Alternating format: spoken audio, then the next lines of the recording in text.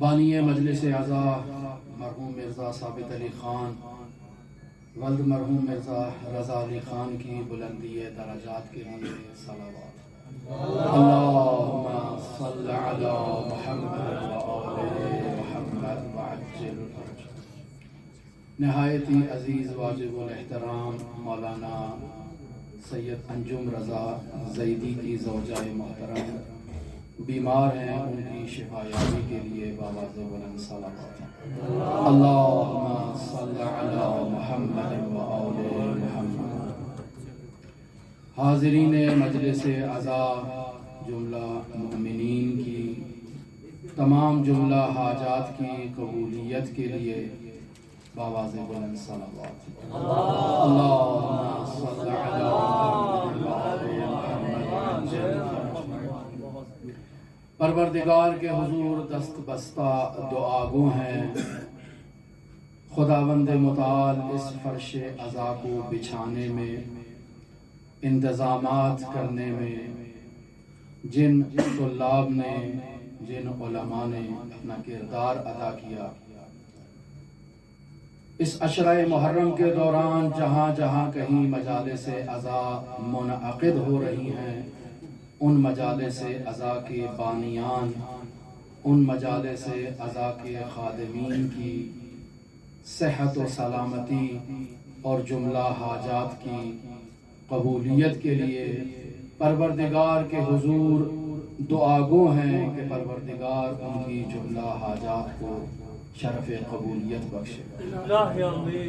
تمام وہ مؤمنین جو دنیا جہان میں بیمار ہیں، ان کی شفایابی کے لیے خداوند متعال کے حضور درخواست گزار ہیں کہ پروردگار انہیں ان مجالس اعضا کے صدقے میں شفائے کاملہ عاجلہ کلیہ عطا۔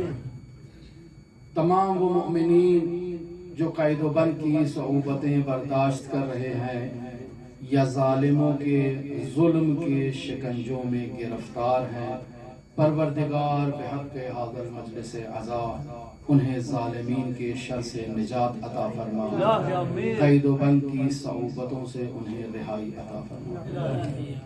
پروردگار حاضر مجلس اعضا تمام حاضرین کی جملہ حاجات کو اپنی بارگاہ میں شرف قبولیت بخش۔ پروردگار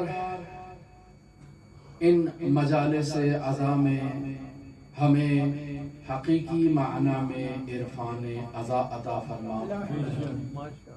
حضرت سید الشہداء علیہ السلام سے حقیقی معنی میں ہمارا رابطہ قائم فرما، اور ہم حضرت سید الشہداء کے عشق میں مجذوب ہو جائیں۔ پروردگار کے حضور دعا گو ہیں کہ منجی عالم بشریت حضرت صاحب العصر والزمان کی خدمت میں خدمت کرنے والے تمام خادمین، علماء، فقہاء اور عرفاء کے تمام مشکلات کو برطرف فرما، اور جو اس دنیا سے رخصت ہو چکے ان کے درجات کو عالی و متعالی فرما۔ حضرت صاحب العصر والزمان کے لشکر میں انہیں شمار فرما۔ خداوند متعال کے حضور دعا گو ہیں کہ منجی عالم بشریت حضرت مہدی موعود امام زمان کے ظہور میں تعجیل فرما، ہم سب کو حضرت کے اصحاب و آبان و انصار میں شمار فرما، حضرت کے ظہور کے لیے خدمت کرنے کی، کام کرنے کی، جد و جہد کرنے کی، خود کو تیار کرنے کی ہمیں سعادت عطا فرما۔ استغفر اللہ ربی واتوب الیہ، اعوذ باللہ من الشیطان اللعین الرجیم، بسم اللہ الرحمن الرحیم، الحمد للہ رب العالمین، الصلاة والسلام علی اشرف الانبیاء والمرسلین وعلی آلہ الطیبین الطاہرین المعصومین، الذين أذهب الله عنهم الرجس وطهرهم تطهيرا.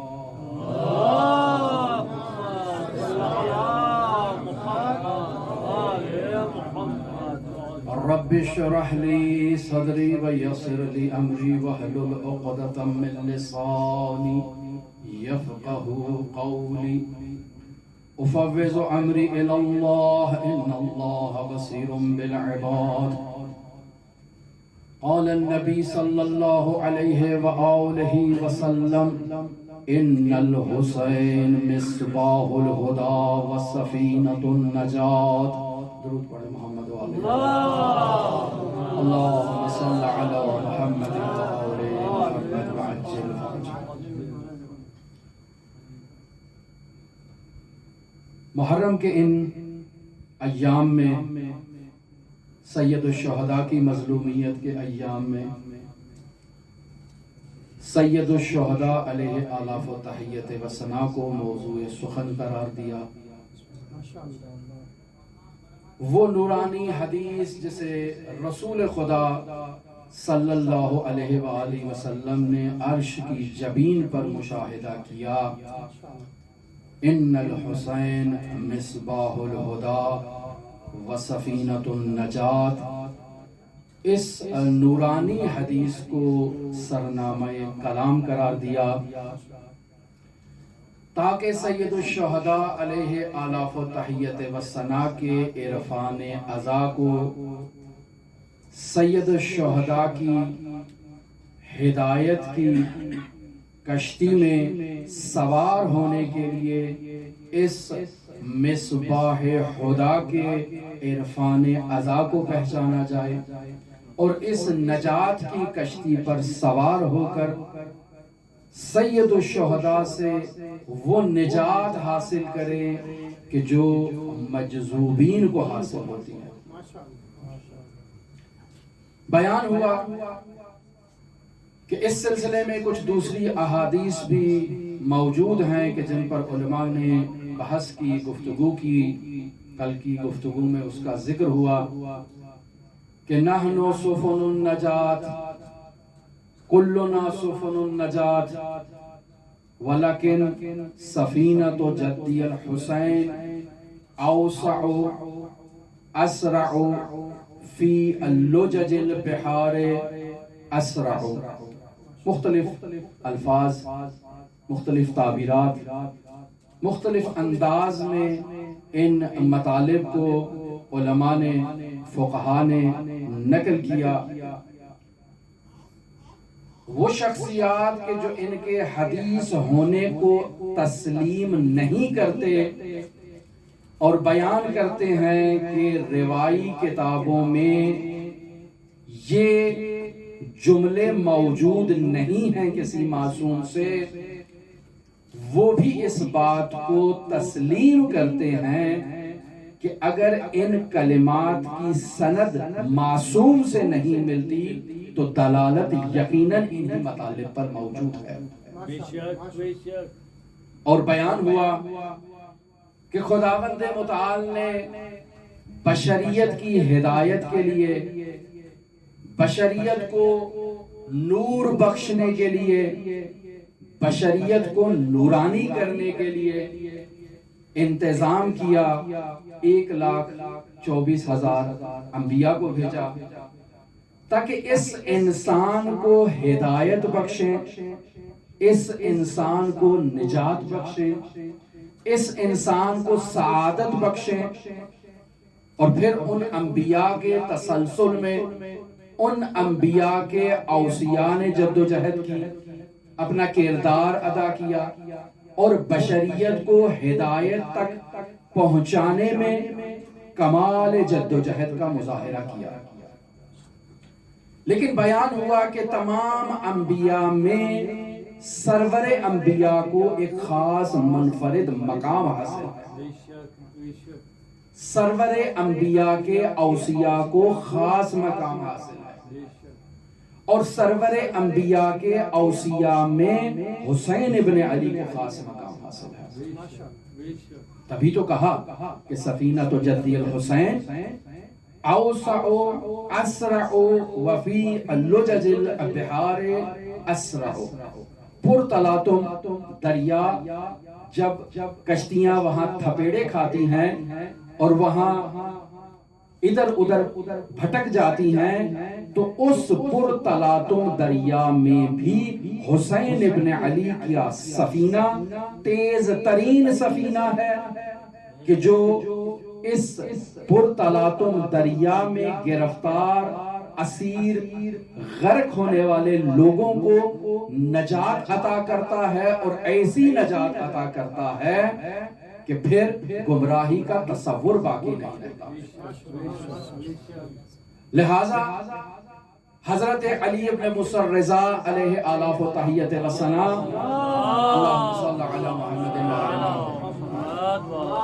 اللہ کی اس ہدایت کی طرف اشارہ فرماتے ہیں کہ ہدا من السماوات و ہدا من فی الارض، خداوند متعال ہدایت عطا کرتا ہے ہر اس موجود کو جو سماوات میں ہے، اور ہدایت عطا کرتا ہے ہر اس موجود کو جو ارض کے اندر ہے۔ خداوند متعال نے ہدایت کا انتظام کر رکھا ہے، اور انبیاء کا ایک ایسا سلسلہ جاری کیا جو خاتم الانبیاء پر ختم ہوا، اور پھر اوصیاء کا ایک ایسا سلسلہ شروع کیا جو خاتم الاوصیاء تک جاری رہے گا۔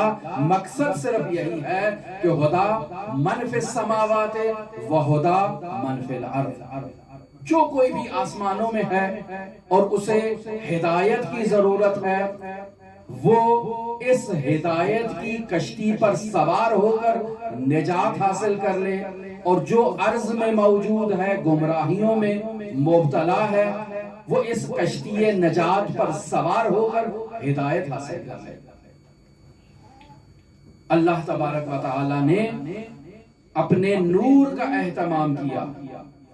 اللہ نور السماوات والارض، اللہ آسمان و زمین کا نور ہے، لیکن اللہ نے اپنے اس نور ہدایت کے لیے جس مشکات کا انتخاب کیا ہے وہ مشکات محمد مصطفیٰ ہے، اور پھر اس مشکات میں جس مصباح کو قرار دیا وہ مصباح نور قرآن ہے، وہ مصباح نور حسین ابن علی ہے، کہ جو اس مشکات کے ذریعے اس نور کو خداوند متعال سے اخذ کر رہا ہے اور بشریت کو ہدایت عطا کر رہا ہے۔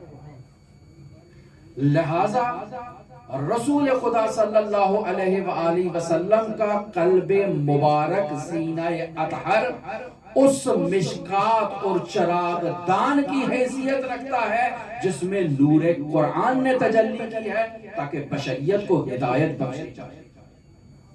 اور پھر رسول خدا صلی اللہ علیہ وآلہ وسلم نے اپنے اوصیاء کو وہ مصباح اور وہ نور قرآن منتقل کیا ہے تاکہ یہ اوصیاء سفن النجات کا کردار ادا کر سکیں، اور ان اوصیاء میں سفینۃ جد الحسین اوسع و اسع، وسیع ترین ہے، تیز ترین ہے، اور پر تلاطم امواج اس کو گزند اور نقصان نہیں پہنچا سکتی۔ سفینۃ الحسین کی ہدایت سریع تر ہے، سفینۃ الحسین کی نجات یقینی تر ہے، اور باقی سفن کی نجات بھی یقینی ہے، لیکن وہاں بندے کی زحمت اور محنت بھی موجود ہے۔ اسی موضوع کو آگے آپ کی خدمت میں بیان کرتا ہوں۔ درود پڑھیں محمد و آل محمد کی ذات پہ، اللہم صلی علی محمد و آل محمد وعجل فرجہ۔ بس بیان ہوا کہ حضرت سرور انبیاء خاتم الانبیاء ہدایت کاملہ رکھتے ہیں، نجات کامل بخشنے کی صلاحیت رکھتے ہیں، نور کامل رکھتے ہیں اور انسانیت کو وہ کمال نور عطا کرنے کی سعادت رکھتے ہیں، صلاحیت رکھتے ہیں، اور وہی صلاحیت خاتم الانبیاء سے ان کے اوصیاء میں منتقل ہوئی۔ اور پھر ان کی حیات طیبہ کا اگر مطالعہ کیا جائے بغور تو یہ ہستیاں اپنی زندگی میں کبھی کسی لمحے میں ہدایت سے خالی نہیں رہی۔ سرور انبیاء اس جنگ کے دوران جب درخت کے سائے تلے آئے کہ کچھ دیر آرام کیا جائے، اور ایک شقی کو یہ فرصت ملی کہ وہ مخفیانہ طور پر اس درخت تک پہنچ جائے، سرور انبیاء کی تلوار کو اپنے ہاتھ میں لے لے، اسے نیام سے نکالے اور سرور انبیاء پر تان لے کہ اب بتائیں اگر میں آپ کو اس تلوار سے قتل کر دوں تو کون آپ کو نجات دے گا؟ تو فرمایا میرا اللہ مجھے نجات دے گا۔ اس اطمینان کو مشاہدہ کرتے ہوئے وہ شخص شکی سے ہدایت یافتہ ہو گیا اور رسول خدا صلی اللہ علیہ وآلہ وسلم کے دروازے پر آ گیا اور رسول خدا کا مسلمان ہو گیا۔ اس لمحے بھی رسول خدا صلی اللہ علیہ وآلہ وسلم نے اس شخص کی جو شکی بن کے آیا تھا ہدایت کا انتظام کیا اور اسے راہ راست پر لایا۔ اور دیکھیں علی مرتضیٰ ہے، جنگ کا میدان ہے، اور وہ شخص جب تلوار کا مطالبہ کرتا ہے تو فوراً اس کو تلوار عطا کر دیتے ہیں۔ کہا جنگ میں کون تلوار دیتا ہے؟ وہ بھی دشمن کو تلوار کون دیتا ہے؟ کیسے آپ نے یہ تلوار دے دی؟ کہا تو سائل تھا، تو نے سوال کیا، اور علی سے کوئی سوال کرے علی اس کو خالی نہیں لوٹاتا۔ عجب یہ کیسی تعلیمات ہیں، ہدایت یافتہ ہو گیا۔ اور پھر دیکھیں آپ تو کہیں کہ یہ وہ افراد ہیں کہ جنہوں نے اہل بیت علیہ السلام کو کوئی گزند نہیں پہنچایا، کوئی تکلیف نہیں پہنچائی، آسائش میں تھے، سہولت میں تھے، تکلیف میں نہیں تھے، تو انہوں نے عطا کر دی، ہدایت کر دی، رہنمائی کر دی۔ لیکن آئیں امام زین العابدین کی بارگاہ میں کہ وہ خاندان عصمت و طہارت کے پاکیزہ ترین ہستیوں کا قاتل جب آتا ہے اور پانی کا مطالبہ کرتا ہے تو اسے پانی سے سیراب کرتے ہیں۔ وہ سمجھتا ہے کہ شاید مجھے نہیں پہچانا، شاید مجھے نہیں جانتے۔ کہا نہیں، تجھے پہچانا بھی ہے، تجھے جانتا بھی ہوں، لیکن ہم نجات کی کشتیاں ہیں، ہم ہدایت کی کشتیاں ہیں، ہمارا کام ہدایت کرنا ہے، تیرا اپنا نصیب کہ تجھے ہدایت نصیب نہیں ہوئی۔ یا وہ واقعہ حرہ کو دیکھیں کہ جب تمام مدینہ ان مروانیوں کے اور بنی امیہ کے خلاف ہو گیا تو وہاں وہ تیسرے خلیفہ کی زوجہ آتی ہے امام زین العابدین کی بارگاہ میں کہ میرے شوہر کو امان دی جائے، پناہ دی جائے، اور امام زین العابدین علیہ السلام نے مروان کو بھی امان دی، وہاں بھی ہدایت کا انتظام کیا۔ اور وہ لعین کہتا ہے میں نے زندگی میں کبھی اپنے باپ کے گھر ایسی مہمان نوازی نہیں دیکھی جیسی زین العابدین نے میری مہمان نوازی کی۔ لیکن اس کا اپنا نصیب ہے کہ اسے وہ شقاوت نے اس کے اوپر غلبہ کر دیا اور وہ عظیم ترین نجات کی کشتی سے نجات نہ لے سکا۔ اور پھر آئیں کربلا کے میدان میں، اس گودی قتل گاہ میں کہ جہاں وہ شمر سید الشہداء کے سینہ اطہر پر سوار ہے، وہاں بھی سید الشہداء اس کی ہدایت کے بارے میں سوچ رہے ہیں. وہ ظلم کر رہا ہے لیکن سید الشہداء اس کی ہدایت کے بارے میں غور کر رہے ہیں. اور کربلا کے ماجرا اور واقعہ میں ملاحظہ فرمائیں تو لمحہ لمحہ یہ ہستیاں، یہ خاندان عصمت و طہارت کی مقدس ہستیاں ہدایت کا انتظام کر رہی ہیں کہ یہ لوگ گمراہ ہیں، مشکلات میں مبتلا ہیں، نہیں جانتے ہیں، انہیں اپنا تعارف کروایا جائے، انہیں اسلامی معارف سے روشناس کروایا جائے، شاید کوئی ان میں حر بن کر اس طرف آ جائے. کمال ہدایت اور کمال سعادت بخشنے کے لیے ان ہستیوں نے لمحہ بھر بھی اپنے وظائف سے کوتاہی نہیں کیا اور ہدایت کا کردار ادا کیا ہے. تھک تو نہیں گئے؟ پریشان تو نہیں ہو گئے؟ درود پڑھیں محمد و آل محمد کی ذات پہ.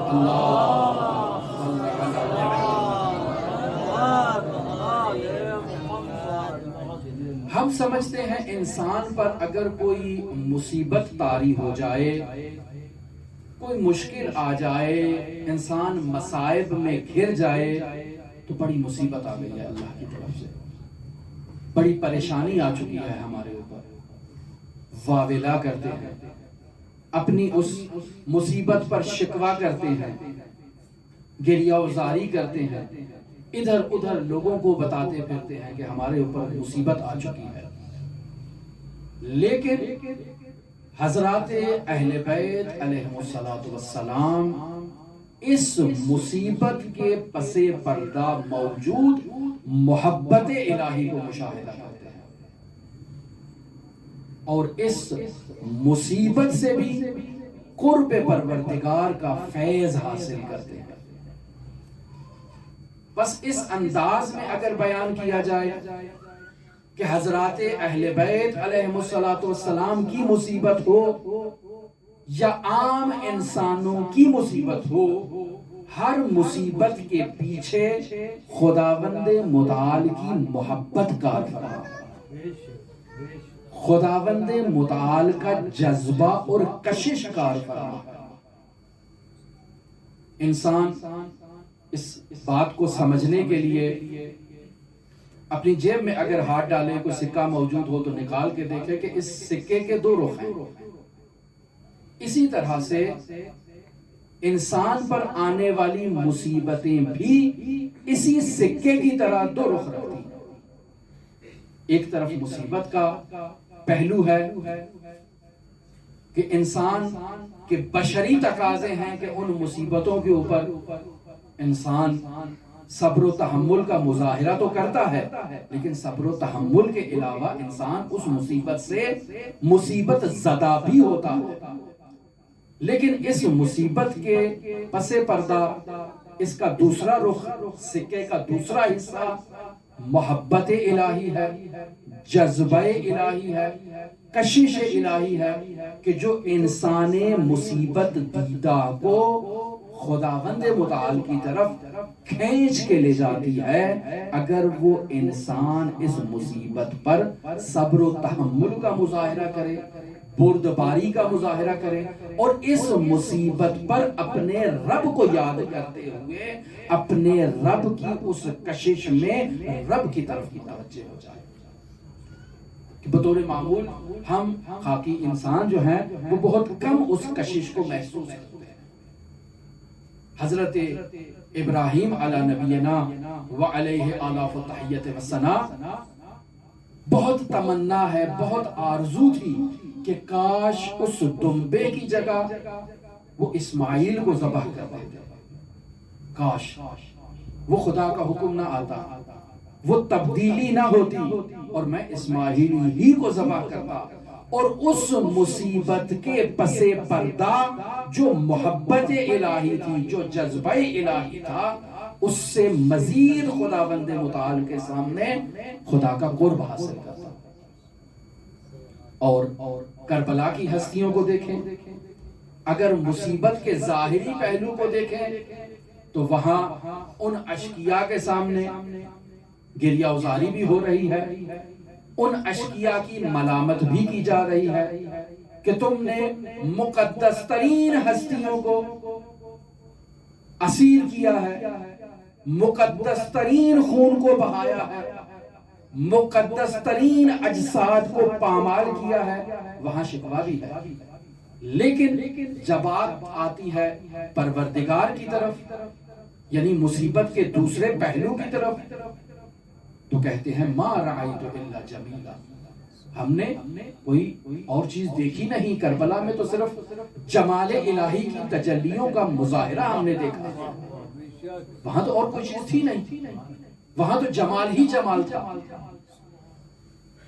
بس مصیبت کے پس پردہ وہ جذبات الہیہ جو اصحاب کربلا کو اس بلندیوں تک لے گئے، سعادت کے ان عالی ترین مراتب پر لے گئے جہاں کوئی دوسرا نبی نہیں پہنچا، کوئی دوسرا انسان نہیں پہنچا، لیکن سید الشہداء نے اپنے سفینے پر ان اصحاب کو سوار کیا اور ان بلندیوں تک پہنچایا۔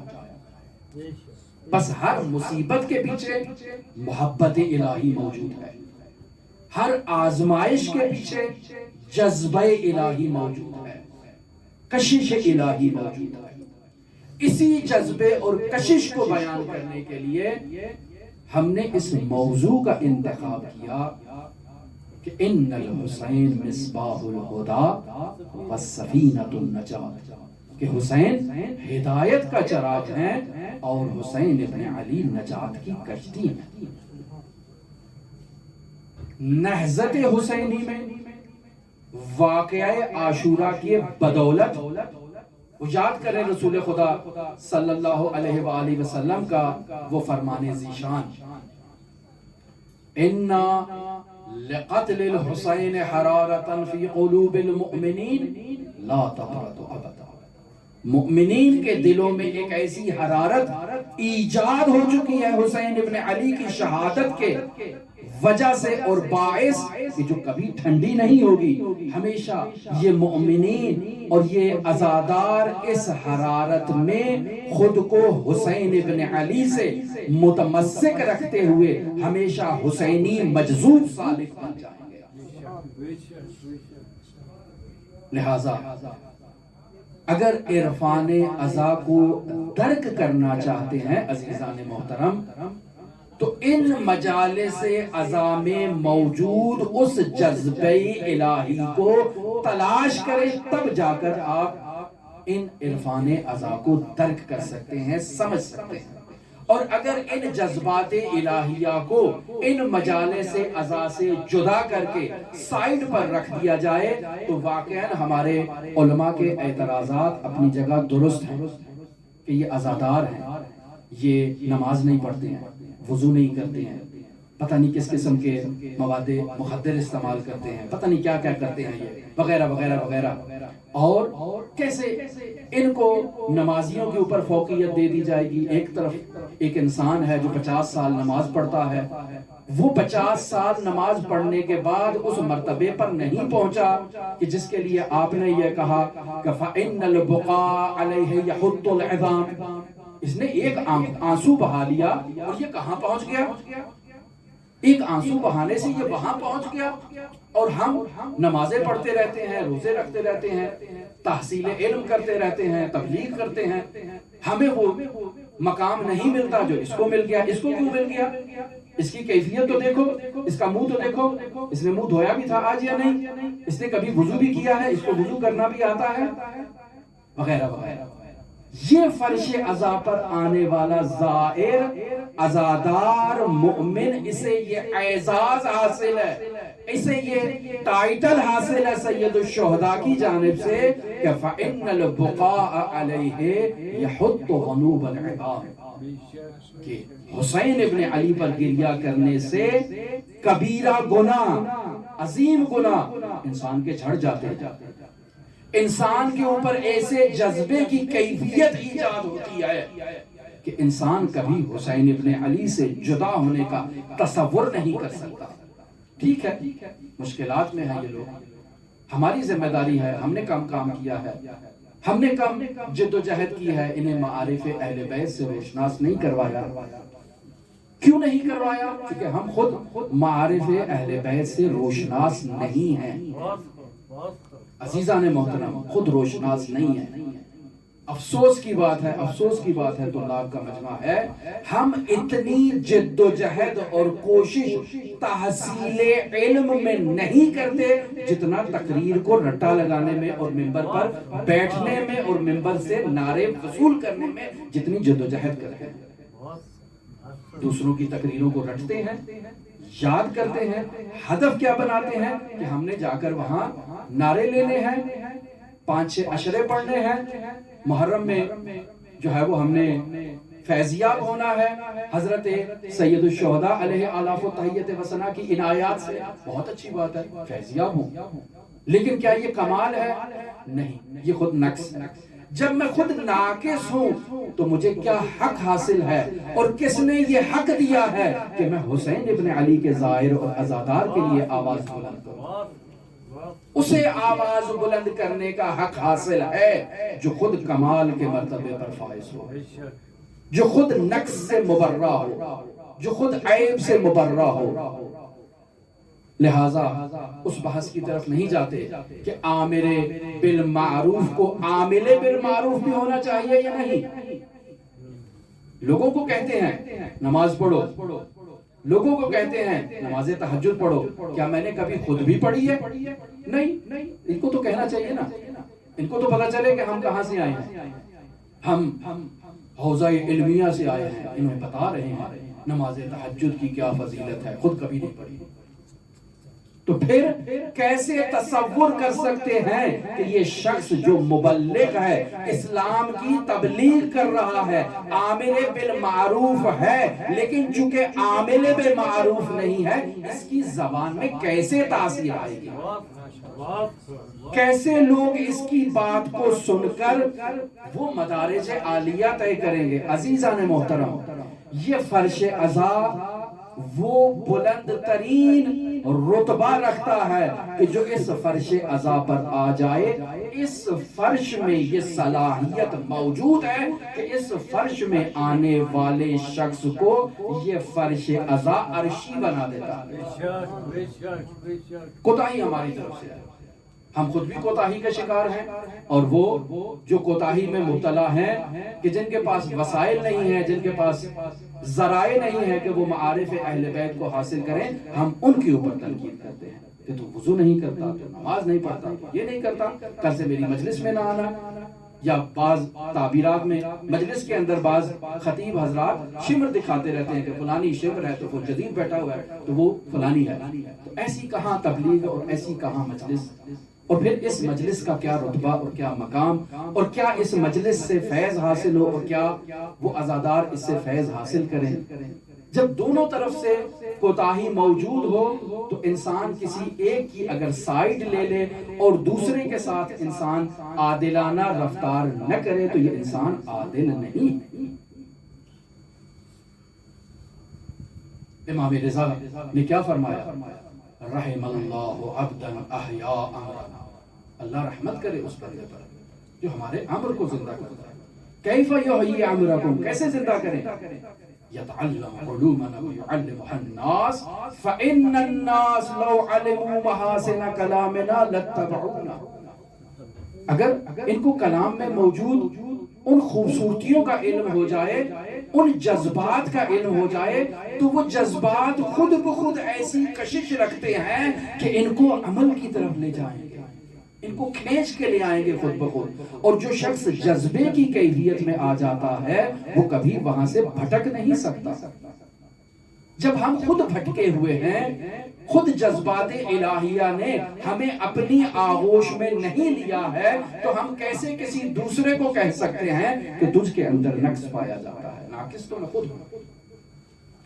عزیزان محترم، عرفان عزا کو درک کرنے کے لیے یہ جتنے بھی اعتراضات ہوتے ہیں، جتنی بھی مشکلات آتی ہیں، جتنے بھی مسائل آتے ہیں، اور ان نورانی احادیث کے اوپر جتنا بھی اعتراض ہوتا ہے، بنیادی وجہ جہالت ہے۔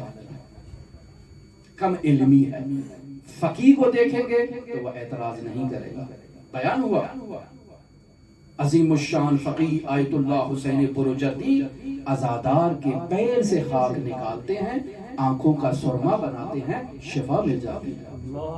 فقیہ اہل بیت کو عزادار کے پیر میں موجود خاک اس کو شفا عطا کر رہی ہے. فقیہ اہل بیت کو وہ نہیں کہہ رہا کہ پتہ نہیں اس نے نماز پڑھی تھی آج یا نہیں، میں ان عزاداروں میں کسی نمازی کو تلاش کر لوں، کسی تہجد گزار کو تلاش کر لوں، کسی صائم کو تلاش کر لوں، کسی متقی کو تلاش کر لوں، کسی فنا فی اللہ اور بقا باللہ پر فائز کسی عزادار کو تلاش کر لوں، پھر اس کے پیر سے خاک نکال کر آنکھوں کا سرما بناؤں. نہیں، یہ عزادار، یہ جتنے بھی عزادار ہیں حسین ابن علی کے عزادار ہیں.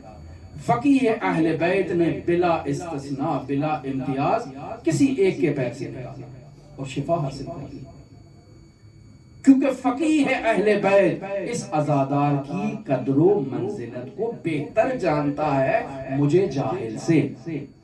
میں اعتراض کر سکتا ہوں، فقیہ اہل بیت اعتراض نہیں کرتا.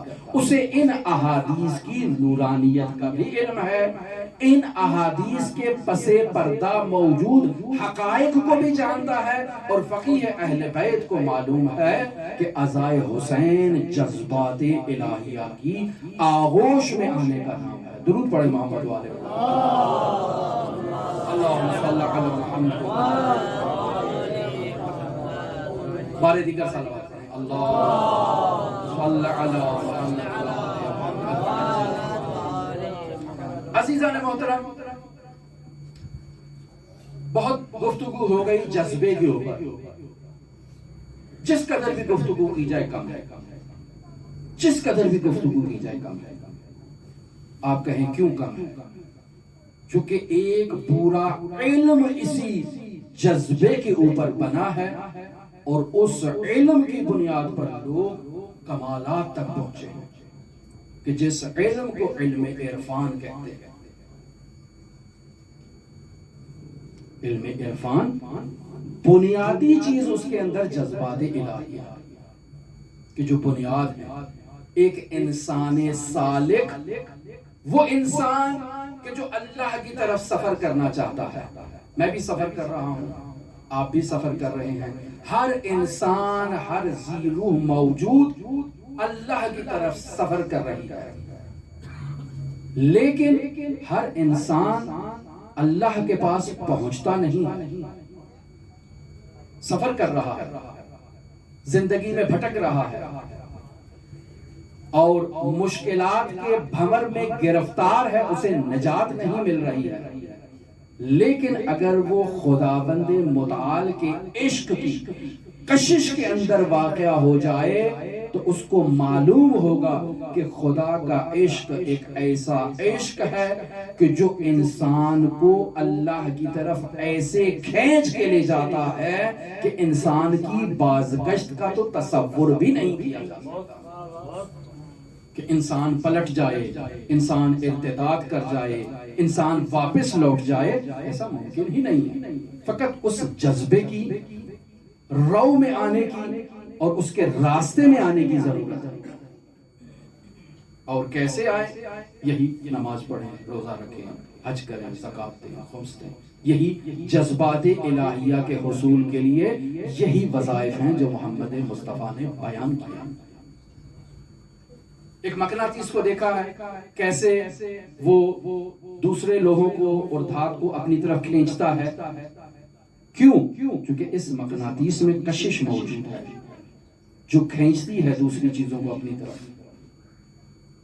جذبہ بھی اسی کشش کا نام ہے کہ جو ایک انسان کو کھینچ کے پروردگار کی طرف لے جاتا ہے. اور یہ مجلس عزا جذبات حسین کی کشش کا نام ہے.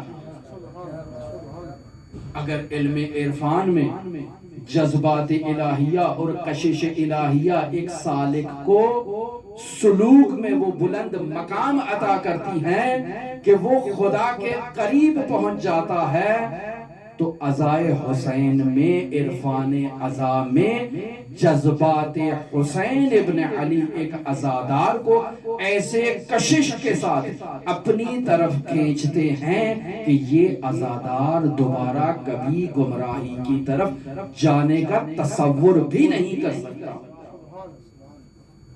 درود پڑھے محمد و آل محمد، اللہم صلی علی محمد و آل محمد۔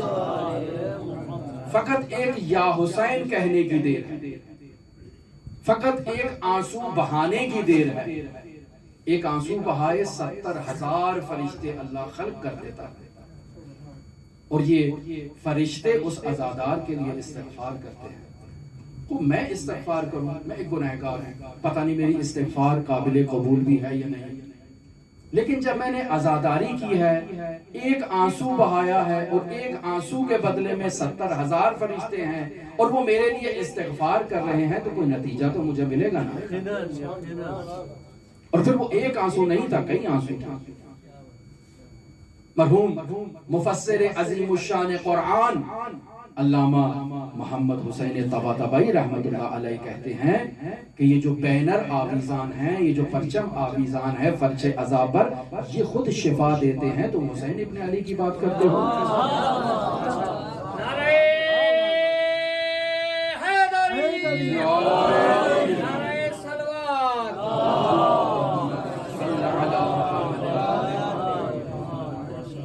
اللہ کے جذبے کو دیکھا جائے جو عرفان میں بیان کیا جاتا ہے، تو روایت میں ہے جذبۃ من جذبات الرحمن تعازی عبادت الثقلین۔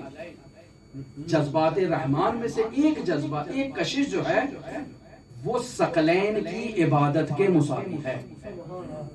اگر انسان جذبات الہیہ کی کشش میں واقع ہو جائے تو یہ جذبات اسے اللہ کی طرف ایسے کھینچیں گے کہ وہ ایک جذبہ ثقلین کی عبادت سے افضل ہے۔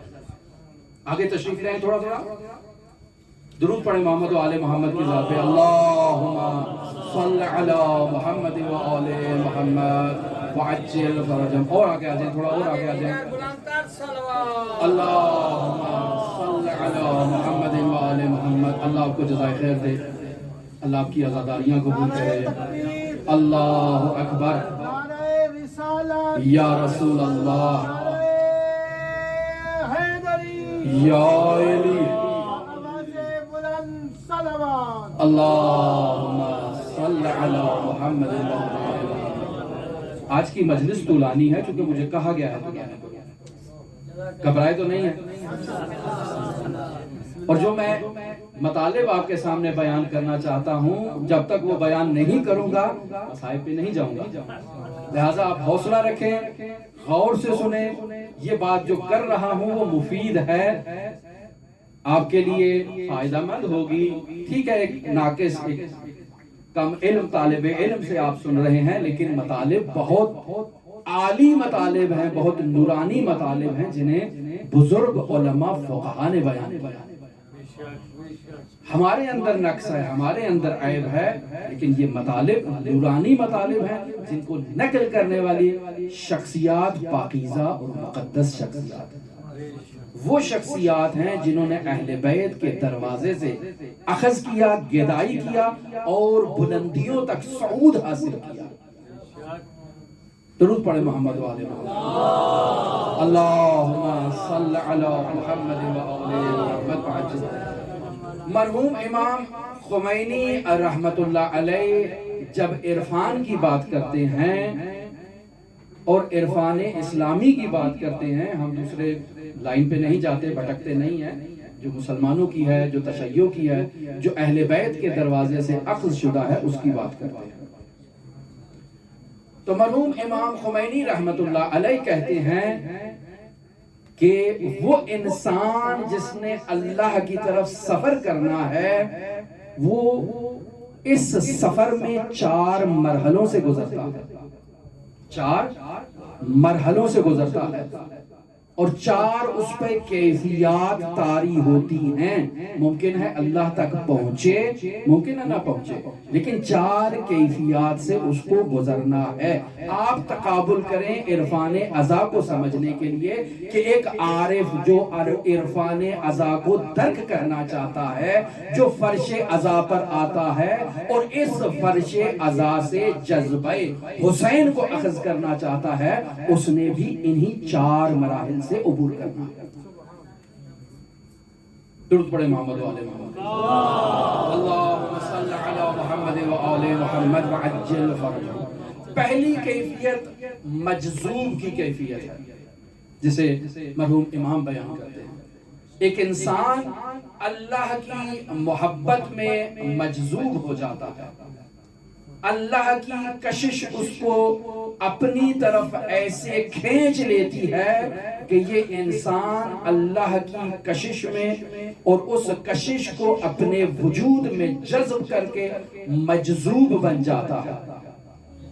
اس کی نس نس میں اللہ موجود ہے، اس کی رگ رگ میں اللہ موجود ہے، لیکن حلول نہیں کیا. غلط نظریات کی طرف نہیں جائیے گا. غلط بات کو بہت جلدی ہم لے لیتے ہیں. نہیں، غلط نہیں. یہ انسان اللہ کی محبت میں اس قدر سرشار ہو چکا ہے کہ اس کے وجود کا ذرہ ذرہ توحید کی گواہی دے رہا ہے. اس کے وجود کا ذرہ ذرہ اللہ کے عشق سے سرشار ہے. میں ایک مثال دوں جو اس ممبر کے شایان شان نہیں ہے، لیکن بات کو آپ تک منتقل کرنے کے لیے اس مثال کا میں سہارا لے رہا ہوں.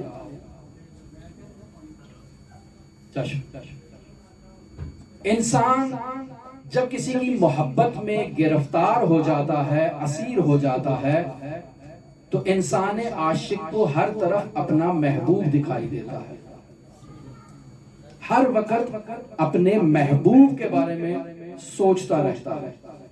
اور میں بس اوقات اپنی گفتگو میں اس بات کو کہتا ہوں کہ ہمارے بر صغیر میں جو شخصیات گزری کہ جو یا صوفی تھے یا عارف تھے، وہ بس اوقات اپنی گفتگو میں کچھ ایسے قصے کہانیاں بیان کرتے تھے چونکہ انہیں اپنے علاقے کے ماحول کا علم تھا. انہیں معلوم تھا یہ بات کس مزاج کے لوگ ہیں اور کس طرح سے بات کو جلدی سمجھ جاتے ہیں.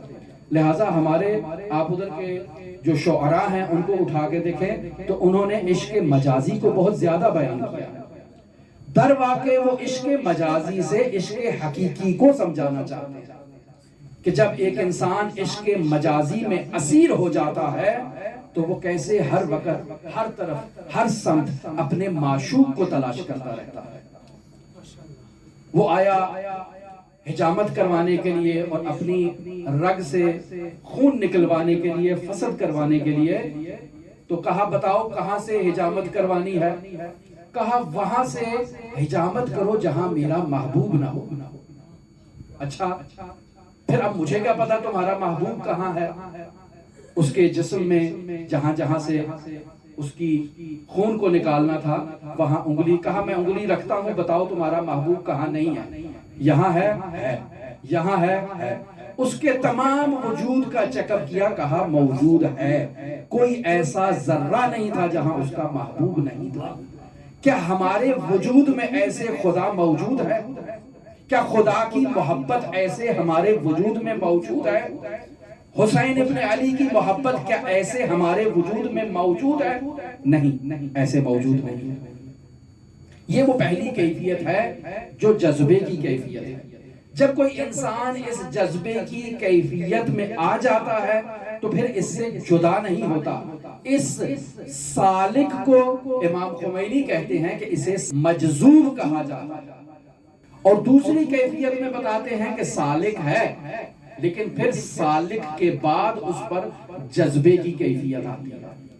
یعنی وہ ایک دفعہ جذبہ رحمان کی کشش میں آ گیا، پھر نکل گیا، مجلس اعضاء پہ آیا، گریہ وزاری کیا، ماتم کیا، آہو بکا کی، حسین حسین کیا، عرش تک پہنچ گیا، لیکن جیسے ہی مجلس عزا سے باہر نکلا اس جذبے کی کیفیت سے باہر نکل گیا. کیونکہ ہم تو مجلس عزا پہ گفتگو کر رہے ہیں. جذبے کی کیفیت سے باہر نکل گیا. اب کیا کرے؟ اب یہ دیکھے گا کہاں مجلس عزا ہے، تلاش کرے گا. بھی وہ بہت اچھی حالت تھی جو میرے اوپر طاری ہوئی، میں پھر چاہتا ہوں وہ حالت میرے اوپر طاری ہو جہاں کہیں مجلس عزا ہے وہاں جاؤں، شاید وہاں وہی کیفیت میرے اوپر طاری ہو جائے. جدوجہد کرتا ہے، مجلسیں تلاش کرتا ہے، خود مجلس کا انعقاد کرتا ہے، مجلس عزا کے لیے دسترخوان بچھاتا ہے، یا حسین کہتا ہے تاکہ وہ جذبے کی کیفیت حاصل ہو جائے اور حسین ابن علی اسے وہ معراج عطا کرے. یہ سالک ہے، جدوجہد کر رہا ہے، اور جدوجہد کرنے کے بعد اس پر جذبے کی کیفیت طاری ہوگی. یہ ہے سالک مجذوب. اور دوسری طرف مجذوب سالک ہے جو پہلے سے جذبے میں مبتلا تھا، جذبے سے باہر آیا، اب دوبارہ جذبے کو تلاش کرتا ہے تاکہ دوبارہ صعود کر لے. لیکن کچھ سالک ایسے بھی ہوتے ہیں کہ جو جدوجہد تو کرتے ہیں، مجلس کا اہتمام تو کرتے ہیں، انتظام تو کرتے ہیں، لیکن ان کو وہ جذبے کی کیفیت نہیں نصیب ہوتی.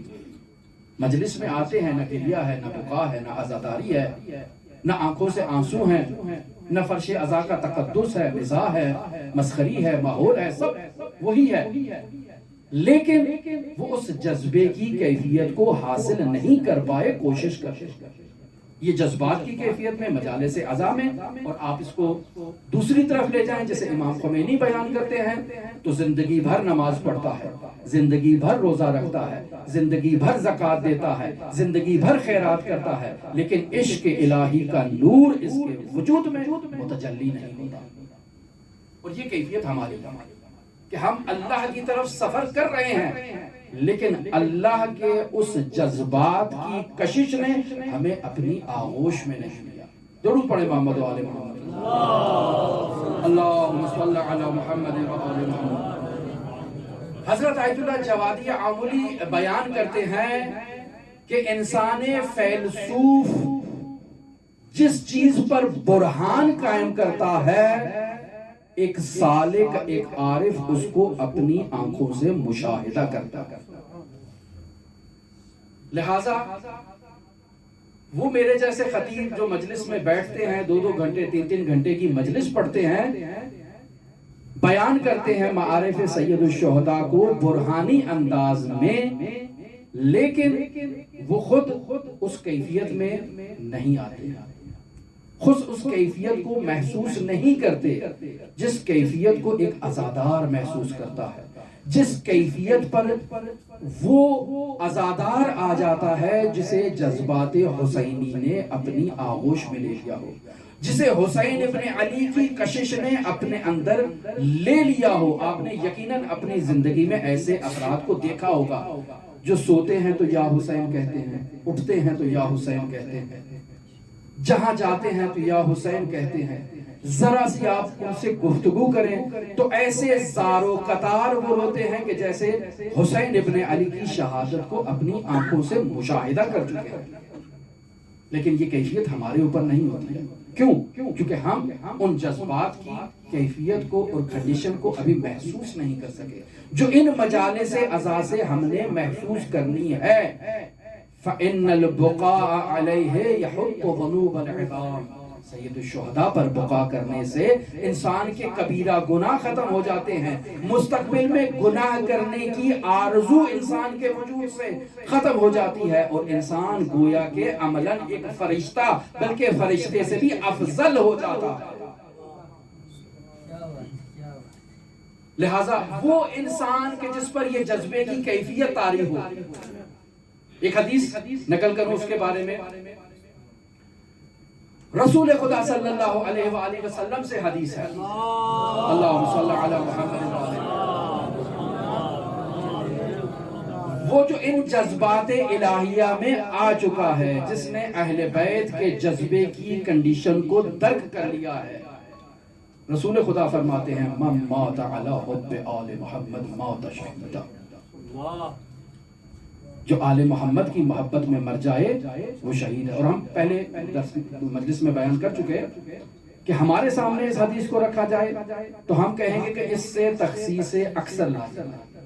کیسے ہو سکتا ہے یہ شہید ہو جائے؟ کیسے ہو سکتا ہے کہ یہ عرش پر پہنچ جائے؟ کیسے ہو سکتا ہے کہ کیسے ہو سکتا ہے کیسے ہو سکتا ہے؟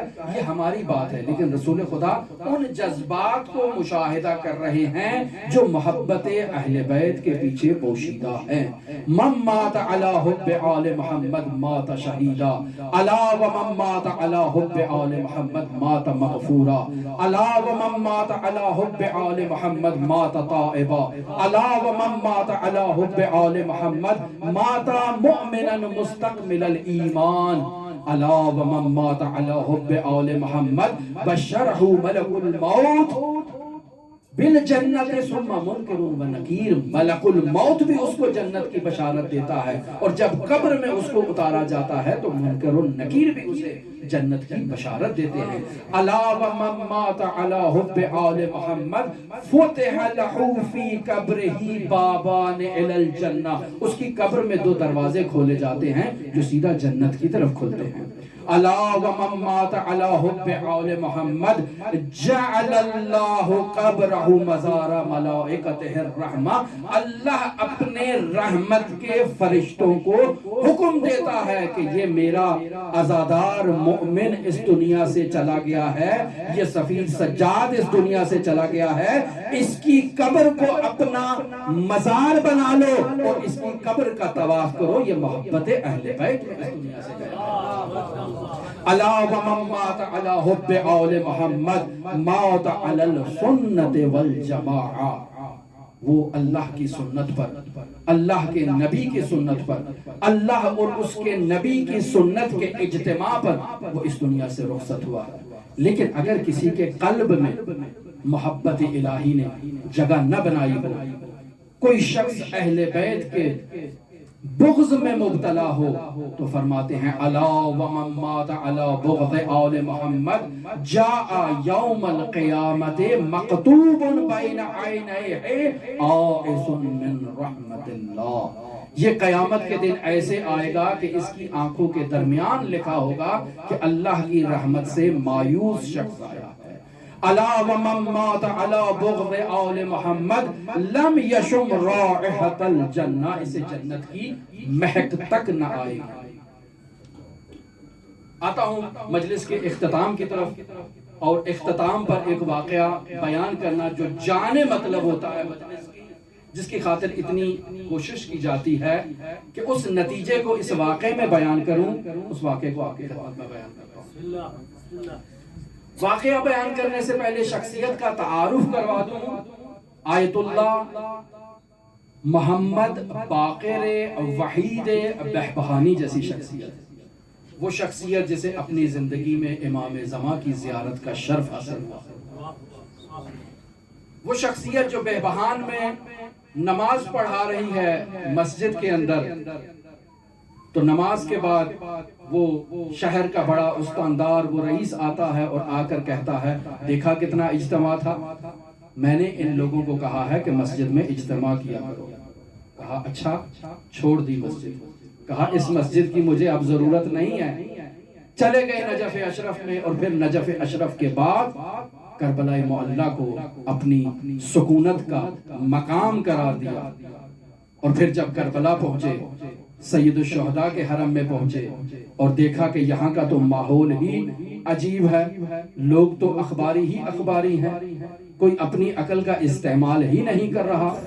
آئے حضرت سید الشہداء کے حرم میں، آواز بلند کی کہ میں اللہ کی طرف سے حجت لے کر آیا ہوں آپ لوگوں کے لیے. اچھا، یہ بڑا دعویٰ کر دیا. لوگوں نے اجتماع کر دیا، ارد گرد جمع ہو گئے. بتاؤ تم کون ہو اور کیا چاہتے ہو؟ کہا صاحب حدائق 3 دن کے لیے اپنا منبر میرے اختیار میں دیں اور اپنے شاگردوں کو کہیں میرے پاس آئیں. 3 دن منبر پر بیٹھے صاحب حدائق کے نصف سے زیادہ شاگردوں کو اصولی کر کے کربلا کے حوضے میں اصول کا پرچم بلند کیا. وہ صاحب حدائق اور وہ وحید بہبہانی درس میں درس پڑھا رہے ہیں. درس ختم ہوا، ایک شخص آیا، شاگردوں کا اجتماع ہے، اور مرحوم وحید بہبہانی کے سامنے ایک کپڑے کی تھیلی لا کر رکھتا ہے اور کہتا ہے کہ اس میں زیورات ہیں، جواہرات ہیں، یہ میں آپ کے لیے لے کر آیا ہوں، ان کو آپ جہاں مناسب سمجھتے ہیں خرچ کر دیں، لیکن ان کے پیچھے ایک داستان ہے، ایک واقعہ ہے، وہ میں نے آپ کو ضرور سنانا ہے۔ اچھا بتاؤ وہ کیا واقعہ ہے؟ کہا میں شیروان سے تعلق رکھتا ہوں، قفقاز گیا، تاجر ہوں، مالدار ہوں، قفقاز میں اور روس کی سائٹ پہ، وہاں میں نے دکان خریدی، اور میرے دکان کے اطراف میں جو دکاندار تھے، انہی دکانداروں میں سے ایک دکاندار کی دوشیزہ بیٹی، میں اس کا عاشق ہو گیا، رشتہ بھیجا، انہوں نے کہا کہ تم ایران سے آئے ہو، ایران کے لوگ مسلمان ہوتے ہیں، ہم عیسائی ہیں، مسلمان کو بیٹی نہیں دیتے۔ عاشق ہے، عشق میں دین کو چھوڑ دیا، آج کل لوگ چھوڑ دیتے ہیں، دین کو چھوڑ دیا، کہا نہیں میں مسلمان نہیں ہوں۔ کس نے آپ کو کہا؟ میں تو آپ ہی کی طرح عیسائی ہوں۔ اچھا ٹھیک ہے، ہم تمہیں بیٹی دیتے ہیں، لیکن اگر پتا چلا کہ تم مسلمان تھے تو قتل کر دیں گے۔ اچھا، ساری زندگی اسلام کو ترک کر دیا، جو کچھ سیکھا تھا ذہن سے نکل گیا، اس نے اسلام کو سلام کیا، اسلام نے اس کو سلام کر دیا کہ ٹھیک ہے تجھے میری ضرورت نہیں ہے، میں بھی تجھے چھوڑ رہا ہوں، جا تو اس عیسائی کے ساتھ رہ۔ اب شادی ہو گئی، بچے ہو گئے، زندگی گزر گئی، اب پچھتا رہا، اسلام کو چھوڑ دیا،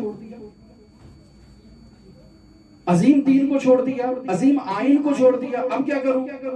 اب پچھتا رہا ہے، بازگشت کرنا چاہتا ہے، اسلام کی طرف لوٹنا چاہتا ہے، کچھ ذہن میں موجود نہیں ہے سوائے حسین، صرف حسین کو جانتا، اسلام کو نہیں جانتا، نماز نہیں آتی ہے، روزہ نہیں آتا ہے، زکوٰۃ نہیں آتی ہے، کچھ نہیں معلوم کہ اسلام کے احکام کیا ہیں، بس اتنا معلوم ہے کہ جوانی کے ایام میں ہم کسی حسین پر گریہ کرتے تھے، حسین کو روتے تھے، اپنے گھر کے ایک کمرے کو مخصوص کرتا ہے اور وہاں بیٹھتا ہے حسین ابن علی پر عزاداری کے، چھپ چھپا کر۔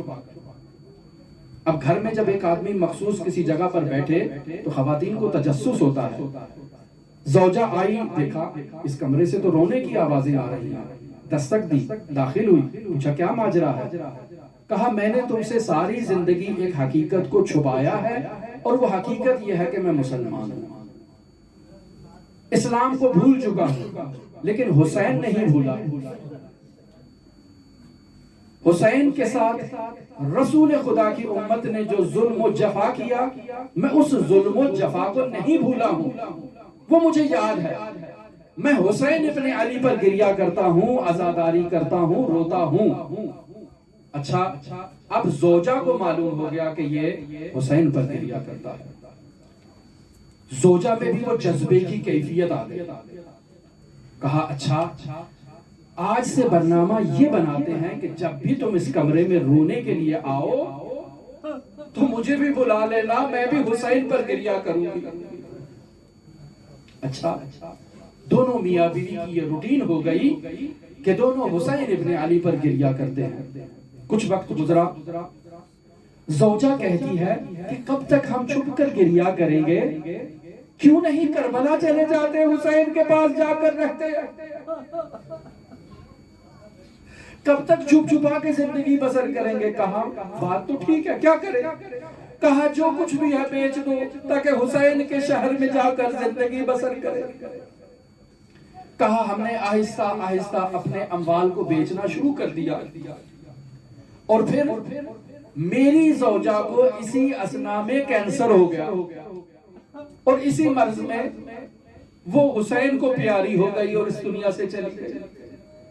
ہمارے سسرال والے آئے، مسیحی رسومات کے مطابق اسے مسیحیوں کے اور عیسائیوں کے قبرستان میں دفن کیا، جتنے اس خاتون کے زیور آلات اور جواہرات تھے اسے ایک تھیلی میں بند کیا اور اس کی قبر میں اتار دیا۔ اب میں گھر گیا، میں نے کہا یہ رسم وفا نہیں، اس نے مجھے کہا تھا کہ ہمیں کربلا میں جا کر رہنا ہے، میں اسے کیسے عیسائیوں کے قبرستان میں چھوڑ دوں؟ میں اس کی قبر کو کھولتا ہوں، اس کے جسد کو نکالتا ہوں اور اسے حسین کے پاس لے جاتا ہوں۔ لہٰذا آدھی رات کو چھپ چھپا کے میں قبرستان میں آیا، میں نے اس کی قبر کو کھودا تو دیکھا ایک دیو ہیکل مرد اس قبر کے اندر سو رہا ہے۔ اس مرد کو دیکھ کر مجھ پر وحشت طاری ہوئی اور مجھ پر غشی طاری ہوئی۔ عالم غشی میں میری زوجہ آتی ہے، پوچھا یہ تیری قبر نہیں؟ کہا میری قبر ہے۔ تو کہا تو کہاں ہے؟ کہا جب مجھے یہاں دفن کیا تھا اس شخص کو باب الساعہ کے نیچے حرم حسینی میں دفن کیا تھا۔ حسین ابن علی کی عنایت مجھے شامل ہوئی، مجھے وہاں لے جایا گیا، اسے یہاں لایا گیا۔ اب میں حسین ابن علی کے حرم میں موجود ہوں، مجھے وہاں تلاش کرنا، فلاں جگہ پر میری قبر ہے، میں یہاں نہیں رہتی ہوں۔ اچھا، یہ شخص اپنی زوجہ کے پیچھے جاتا ہے، باب الساعہ کے نیچے جہاں نشان بتایا تھا اس قبر کی نشاندہی کرتا ہے، اجازت طلب کرتا ہے کہ میں اس قبر کو کھودنا چاہتا ہوں۔ کہا نہیں کھود سکتے، نبش قبر حرام ہے، اجازت نہیں ہے۔ بہت فلسفے بیان کرتا ہے، بہت دلیل بیان کرتا ہے، بہت ہیل و بہانوں کو بیان کرتا ہے۔ قبر کھودی جاتی ہے تو دیکھتا ہے اس کی زوجہ وہاں آرام کر رہی ہے، اس سے تھیلی نکالتا ہے جواہرات کی اور وحید بہبہانی کے پاس آتا ہے، کہتا ہے یہ وہی سونے اور جواہرات کی تھیلی ہے جو میری زوجہ کی تھی، آپ اسے اللہ کی راہ میں خرچ کریں، وہ حسین کے دربار میں سو رہی ہے۔ کون حسین ابن علی؟ وہ حسین ابن علی کہ جس کو نانا کا شہر چھوڑنے پر مجبور کیا گیا۔ حسین ابن علی کو آدھی رات کو پیغام پہنچایا گیا کہ دربار میں بلایا گیا ہے، زینب عالیہ بھی گھر پر موجود ہے، حسین کی زیارت کے لیے آئی ہے۔ کیا دیکھا کہ پیغام آیا ہے، حسین جا رہے ہیں۔ بنی ہاشم کے جوانوں کو بھی کہا کہ تم بھی ساتھ جاؤ۔ حسین کو پیغام ملا کہ بیعت کرو یا قتل کر دیے جاؤ گے۔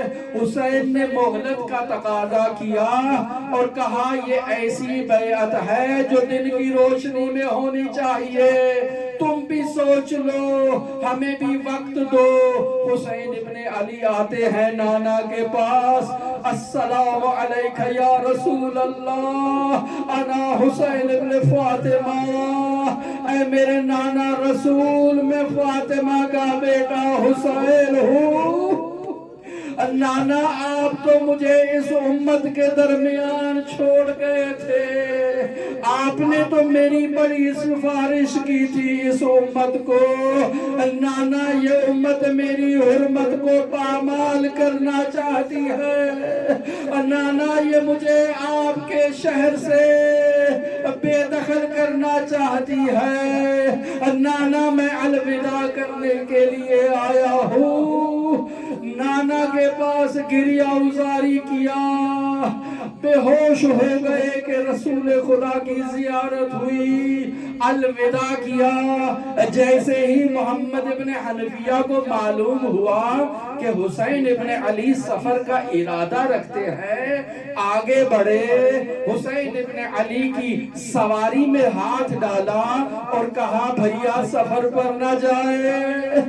کہا کیسے نہ جاؤں، کل نانا نے مجھے کہا حسین خروج کرو، ان اللہ شاء یراک قتیلا، اے حسین اللہ چاہتا ہے کہ تجھے اللہ کی راہ میں شہید دیکھے، میں کیسے خروج نہ کروں۔ ابن حنفیہ نے کہا انا للہ و انا الیہ راجعون۔ کہا ٹھیک ہے آپ جا رہے ہیں، یہ مخدرات عصمت و طہارت کو تو چھوڑ جائے، کہا نہیں، نانا نے مزید بھی کچھ سفارش کی، کہا ان اللہ شاء یراہن سبایا، اللہ کی مشیت یہ ہے کہ مقدرات عصمت و طہارت کو اسیر دیکھنا چاہتا ہے۔ یہ قافلہ نکلا، بڑی عظمت سے نکلا، بڑی شان سے نکلا، لیکن جیسے ہی 2 محرم کو یہ قافلہ کربلا میں پہنچتا ہے تو وہاں حسین ابن علی اور زہیر ابن قائل سے کہتے ہیں کہ یہ سرزمین کون سی ہے؟ زہیر کہتے ہیں یہاں مورچہ لگایا جائے تاکہ دشمن سے مقابلہ کیا جا سکے۔ کہا نہیں، ہمیں آگے چلنا ہے، آگے چلے۔ پھر کہا اس سرزمین کا کیا نام ہے؟ بتائے گئے نام، کسی نے نینوا کہا، کسی نے کچھ نام بتایا، کہا نہیں اس کا اور نام بتاؤ، یہ میری سواری ہے، یہ یہاں سے ہل نہیں رہی، آگے بڑھ نہیں رہی۔ سواریاں تبدیل کی گئی لیکن سواری آگے نہیں بڑھ رہی، بتانا چاہتی ہے کہ حسین کی منزل یہی ہے۔ حسین ابن علی نے پوچھا یہ کون سی جگہ ہے؟ کہا اس زمین کا ایک نام کرب و بلا ہے۔ کہا کرب و بلا یہ وہی جگہ ہے جہاں میرے بابا علی جب صفین کی جنگ کے دوران قیام پذیر ہوئے، بھیا حسن کے زانوں پر سر رکھ کر آرام کیا اور روتے ہوئے اٹھے۔ پوچھا مولا کیا ہوا؟ کہا یہ سرزمین خون کا دریا ہے اور میرا حسین اس میں غوطہ ہے، مدد کے لیے پکارتا ہے، کوئی مدد نہیں کرتا۔ اتنے میں مقدرات عصمت و طہارت کی آواز آئی، بھیا حسین کون سی سرزمین میں ہمیں لے آئے؟ جب سے اس سرزمین کربلا میں آئے ہیں ایک وحشت نے ہمارے وجود کو گھیر رکھا ہے۔ کہا یہ وہ سرزمین ہے اور جس سرزمین میں ہماری شہادت ہونی ہے، یہ وہ سرزمین ہے جہاں ہمارے کڑیل جوان شہید ہوں گے، یہ وہ سرزمین ہے جہاں مقدرات عصمت و طہارت کو اسیر کیا جائے گا۔ یا حسین، یا حسین۔